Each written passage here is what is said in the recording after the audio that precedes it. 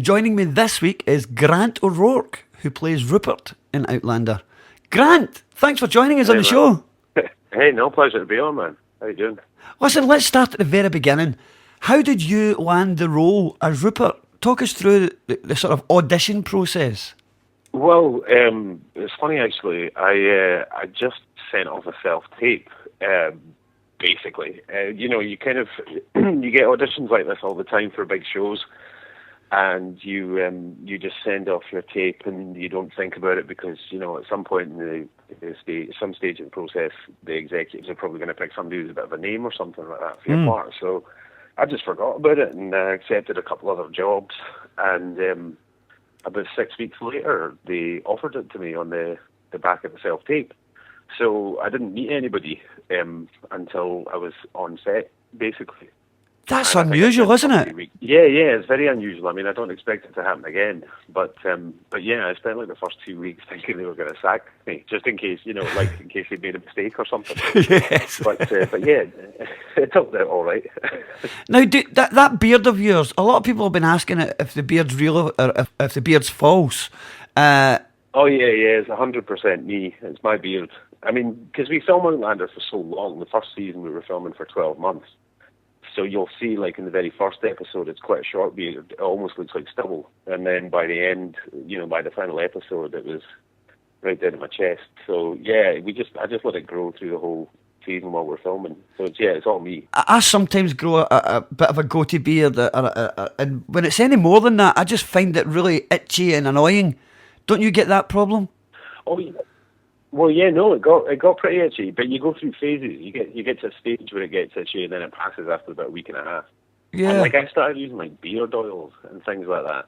So like I started really looking after my beard after a while because I quite enjoyed having the beard. As an actor, you don't really get the chance to do that because you're always having to shave for roles, and you always have to look the same as well.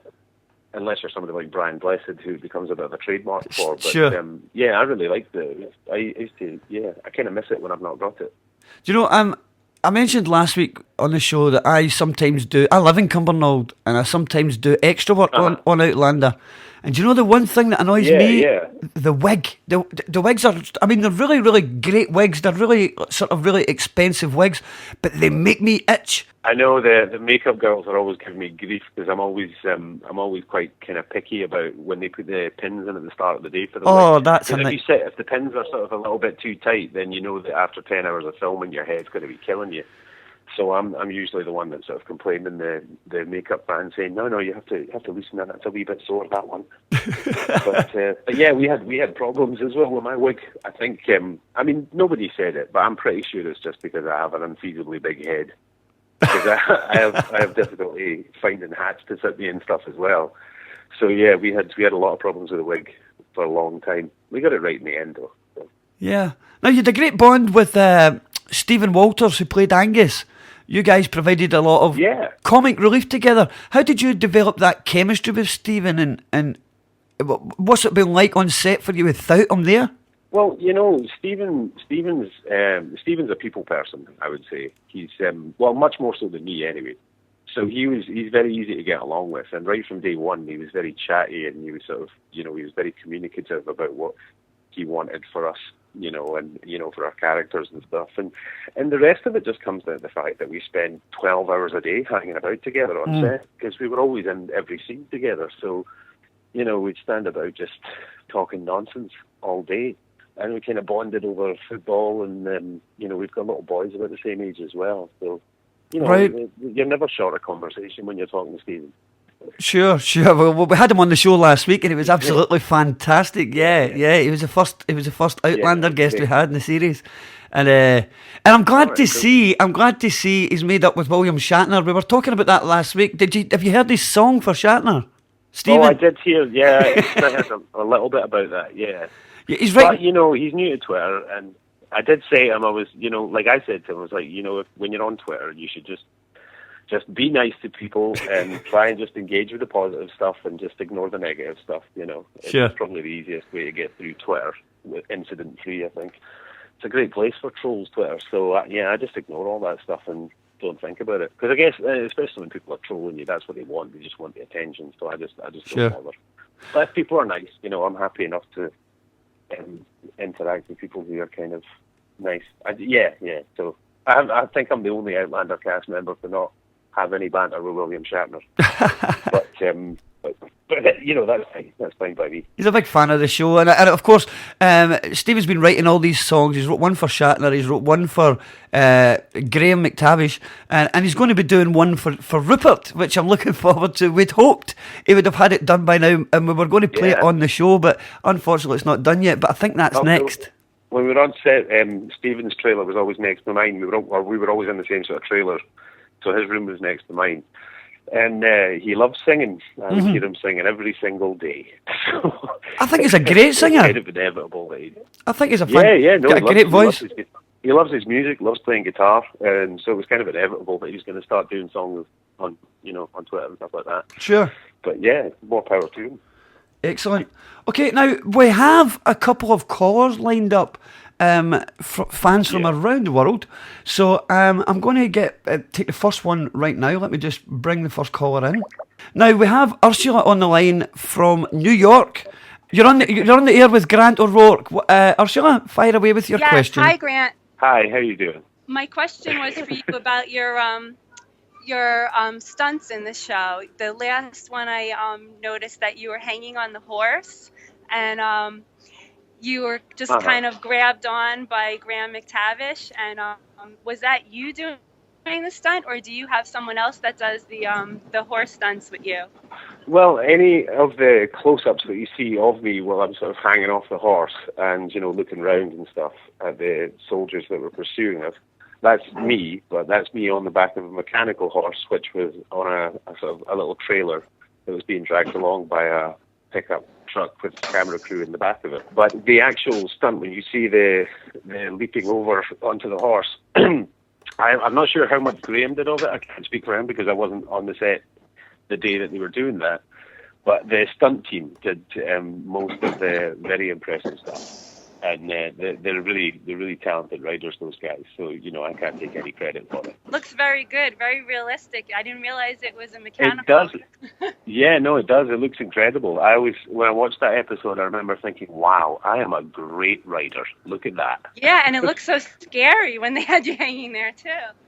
Yeah. Well, it was only a little uncomfortable, it turns out. Well, Ursula, thank you very much for your call. Are you still in transit in New York? Yes, I'm on the train. We're heading to New York City. I'm with a couple of Long Island Outlander fans, actually. Nice. So they're sitting here listening to it, too. You're going to be the coolest best friend for the rest of the day.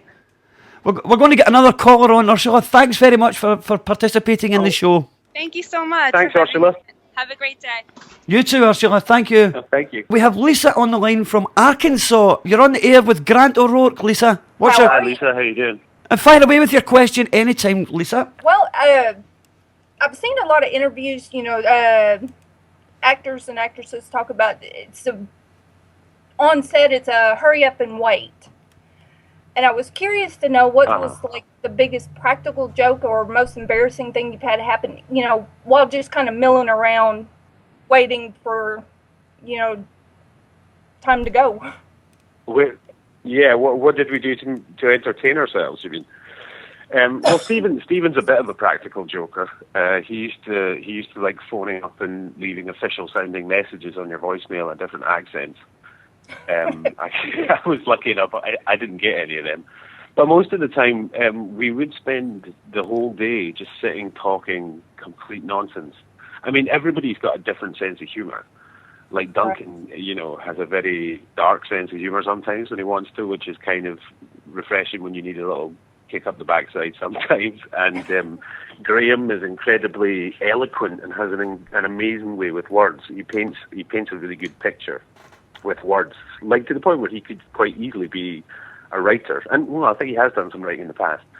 But he can sort of he can go on at such lengths about certain things that one day I almost choked on a sandwich when we were just sitting around talking nonsense. So mostly, that's how we entertained ourselves. When we're not reading, we're just saying a lot of things that are pretty unrepeatable for this time of night on the radio. But it was fairly easy to entertain ourselves because they're a very easy cast to like because they're all very different characters, but they're also very likable, and as a cast in general, everybody's got a different sort of style about them, and when you're working with people that you kind of love and respect, the days sort of fly by sometimes. But there are also days that drag on and never seem to end. So it depends on the weather, really. My other question was, if you could take the cast and reassign roles, who would you give what role and why? Well, I mean, everybody plays their roles so well. I think I would just be swapping people around for the sake of it. I'd probably have Stephen as Jamie, since he's the shortest of the cast. That would be pretty funny. I'd like to see Katrina and Duncan just switch their roles completely and have Duncan play Claire and Katrina play Martha. That would be and yeah, I mean, to be fair, I wouldn't have anyone else play my role because there'd be the fear that they'd do it better than me. So I'd probably just keep that for myself. Thanks. Does that answer your questions, Lisa? Oh yes, very much so. Thank you. Thank you so much for calling in. No problem. Lovely to speak to you. Thank you. Okay, bye, Lisa. Thank you. Bye. Thank you. That was Lisa there from Arkansas. We've got one more caller. Grant, I'm just going to bring her into the call right now. We're bringing in Brandy from Illinois. Who, sorry? Brandy from Illinois. Brandy, are you with us? You're on the line. You're on the air with Grant O'Rourke. Hi. Hi, Brandy. How are you? I'm great. How are you? Oh, yeah, grand. Just grand. My question is, we know that everybody misses Angus, and I'm sure you do. So I was wondering, do you think that Diana Gabaldon should bring Stephen back as Angus's long-lost brother? You mean in the TV show or the book? Yes. Well, I know she does it in the book, but he wasn't supposed to die either. So I thought maybe there was hope that he could somehow come back. As a different person. The actor could come back as a different person. Yeah. Yes. Who knows? I always thought it'd be quite nice to just see a scene, maybe in like the final season, they're in Inverness in the 40s, and they go into a bar or something, and there's just guys that look like all of the original cast. Just because, it's just been passed down through the generations, and we're all just playing different characters. But that's true. But yeah, I don't know. I think maybe they could just do a whole prequel season that's literally just about Rupert and Angus and all the stuff they get up to. That would be amazing. I don't know how much the Outlander fans... Well, I don't know how much the whole of the Outlander fandom would go for that, to be honest. I think they'd just be keen to get everything moving again. But, who knows what the future holds. Stephen's very much missed on set, so it was sad to see him go. But, it was, yeah. It happens to us all eventually. That's true. It was. And, it was a very different dynamic after he left as well, so... Yeah, I've noticed that Rupert seems to just be lost. Yeah, a little bit. Well, they do have kind of a codependent relationship.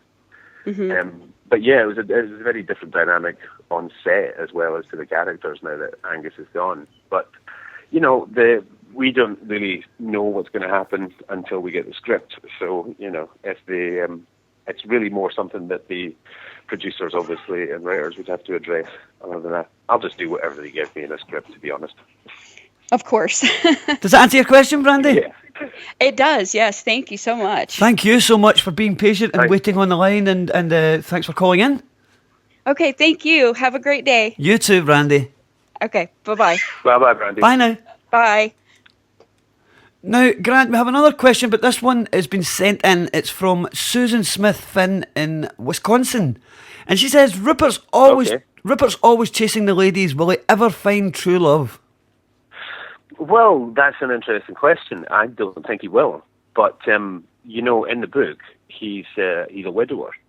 And although it's never mentioned in the script, that's kind of how I was playing it anyway, was that I think he'd maybe found love previously, but there was such a sort of low mortality rate, or high mortality rate, low life expectancy in those times that, he'd lost his wife sometime before that, and was kind of, it helped to inform a few parts of the character because, you know, he's obviously a little bit more sensitive towards Claire as the show goes on. Mm-hmm.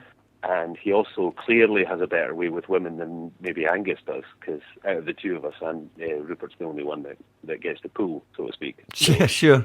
Yeah, it's kind of, it sounds might sound a bit poncy, but yeah, that was sort of sitting in the back of my head all the time when I was filming it anyway. So sure. I don't think he will find true love. I think he already found it and he lost it. Yeah.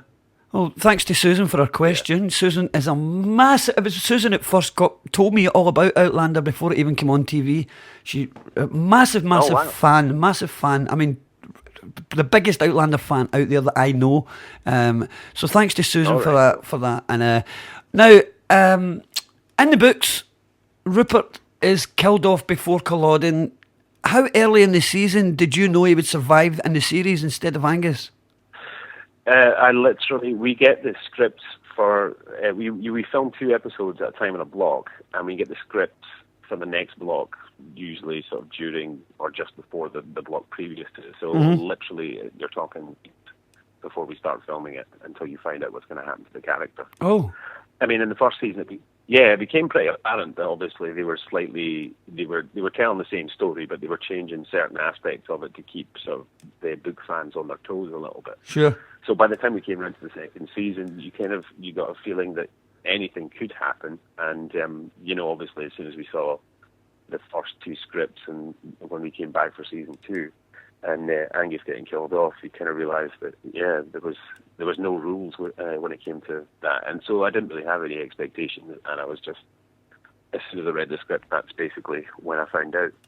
In the series, Rupert survived, but he lost an eye, and he wears an eye patch now. What's that like for you? Does it mess with your balance and your coordination, or do you only wear it for like a few minutes at a time, obviously? Well, yeah, it was. I wasn't expecting there to be any, because I had a prosthetic made for my eye, for the church scene when she has to remove the bullet from his eye socket. Yeah. So it was a bit weird. If I was in a sort of dark room and I had this eye covered for the whole day, I'd start to kind of, and it's not quite hallucinate, but things start to look a bit fuzzy and that. But when we actually got the eye patch on, it was a bit of a relief because you could just remove that in between takes. But I did find it harder to text because I had no depth perception, so I kept firing at the wrong buttons on my phone. And the first time I got on the horse with the eye patch, I started veering off in the wrong direction slightly because I couldn't really see where I was going. But apart from that, it was fine. It was totally comfy. And to be honest, I think it was a good look for him, you know. I think it suits him, yeah. I think, you know, Rupert's attractiveness is directly proportionate to how much of him is covered up at any given time. So the more layers you put on him, the better he looks. I have to say that during the filming, when I was there last year, it was in the summertime and it was great. It was nice warm weather. We were filming the scenes in France. It was magic. But recently, quite recently, I was involved in the filming of just leading up to Culloden in the camp base. And it rained, as you know, for like the whole week, and it was dead windy. How do you guys cope? I mean, you're wearing kilts. Stephen said some of you guys have got like hot water bottles and stuff, but still, it's the Scottish weather's. It's not always kind, is it? Well, it's not. I mean, the crazy thing about the costume that I kind of learned from doing it was the reason that they were all made of wool. The whole costume is not just because obviously they had access to all those sheep, but wool, when it gets wet, it starts to insulate your body heat. So you've got, I would have about 3 or 4 layers of just costume on, and you got your thermals underneath, but then as soon as it starts raining, that's when you start getting warm finally. So it's, you learned a little bit about historical costume from doing that. I mean, it was a really practical costume. The bonnets that they wear as well. Mm-hmm. There's always like, some people have always asked, is there any significance as to what side you wear it on or whatever, and it's like, it doesn't mean anything. What they do is, if the rain's blowing in from the side, as it often was on set, you know yourself, you just basically pull the bonnet over the ear that's getting the rain blown into it, just to keep your ears dry. You adapt. And that's how they do it. But yeah. Yeah, you move it around. If you're going to have a nap, you just pull it over the front of your face, you know. So it's all really practical clothing from that point of view. And obviously we're really well looked after on set. So, it's not as hard as it maybe looks on film. We must give a tip of the hat to the costume department, actually, because the attention to detail on even our costumes, the extras, who sometimes you're only seeing maybe a wee dot in the distance, a little dot in the distance. The attention to detail is just incredible, and I just wanted to mention that the lengths that they go to make it authentic. Yeah, totally. Yeah, massive. I mean, it is incredible, the attention to detail. The designs that Terry's sort of producing are not only incredible, but she's got this team of costume makers who make hundreds and hundreds of costumes in a very small amount of time. Mm-hmm. I mean, it was, they work their asses off trying to get these costumes out, and they look fantastic. And like you say, they're practical as well. So from an actor's point of view, it kind of informs your character a little bit as well. It kind of fills in a bit of their background because you've got this authentic costume on. It's incredible. Now, the show is probably, I would say it's probably bigger in America at the moment than it is currently in the UK. How often do you get recognised in the street as Rupert?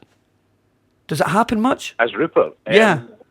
I don't know if I've ever been recognised as Rupert, to be honest. I got recognised at the festival a couple of years ago, the Edinburgh Festival, but I had beard and glasses at the time, so they thought I was Frankie Boyle. But the guy was pretty drunk, and instead of correcting him, I just posed for a photo with him. But he's gonna wake up the next day with that photo of just some random fat guy with a beard and glasses and go, "Who's that guy?"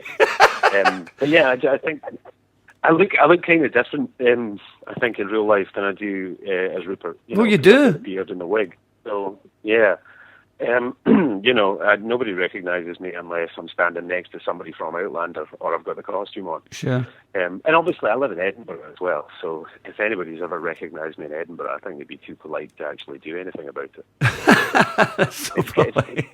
It's nice. I mean, it's kind of like the best of both worlds. I can just sort of get on, go about my business, and nobody pays me any heed, which is great. Not, probably because nobody recognises me. What's in the pipeline for you now? What's coming up next? Well, at the moment I'm filming a drama in Glasgow, but I don't know if I'm allowed to say any more than that, to be honest. Oh, okay. Most marketing departments these days. Well, it's not like it's Star Wars or something. It's nothing like that. It's just every marketing department that works for TV now, they give you this thing at the start of filming saying you can't talk about this, you can't tweet about it, you can't do anything about it until we say you can, basically. Sure. So it's a crime drama in Glasgow. It's not the first one to be shot there, and it won't be the last, I'm sure. But right. It's nice, yeah. It's good doing that, and then as always, just the life of an actor. See what happens after that. Sure. Yeah. On behalf of all the fans who are tuning in just now they really are listening from all over the world, I want to thank you for taking the time to call into the show today and having a chat, because the show means so much to lots of people. It does, yeah. And we see that all the time. I mean, I see it on Twitter, but you see when we've been lucky enough to meet a lot of fans in different countries, and it's great, and it's inspiring, and it's a huge devoted fan base, so it's amazing to be able to do something for them, and for them to appreciate it the way they do, instead of just pick holes with it or anything. They're obviously devoted, and so it's a pleasure to be able to do it. Is what I'm saying, in a roundabout way. Yeah. I saw a thing yesterday advertised. You and Stephen are somewhere over in America. You're appearing at something. Yeah, we're going to be in Savannah. Georgia, I think, later on in the year. It's great. It's just a nice chance to meet the fans, and particularly with this kind of fan base, it's nice to get an opportunity to just have a bit of, FaceTime with people, and to be able to, just to be able to chat to them and see what it means to them, and hopefully try and convey how much it means to us to be able to have the opportunity to do it as well. Yeah. So it's always nice to get the opportunity. Well, Grant, thank you very much for doing this interview today, and I want you to pick the next song, the song we're going to play it out with. Do you have a favourite band or musician? Well, I get to pick any song. Any song you like. I'll take anything by Hall & Oates. How about that? Magic. That's a great choice. We're going to play Hall & Oates right now, just for you. Grant O'Rourke, thank you very much for joining us. Thanks for your time today. Pleasure, man. Nice speaking to you. All the best. Black Sky Radio.